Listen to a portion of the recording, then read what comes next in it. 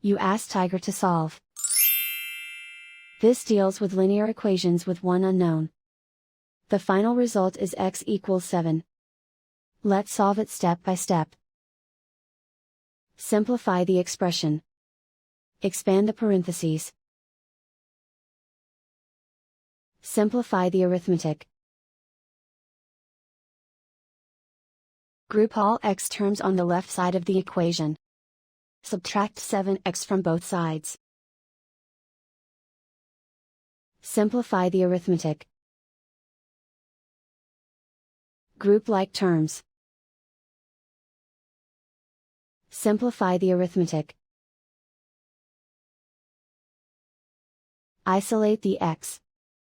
Divide both sides by -3. Cancel out the negatives. Simplify the fraction. Cancel out the negatives. Find the greatest common factor of the numerator and denominator. Factor out and cancel the greatest common factor. And so the final result is x equals 7.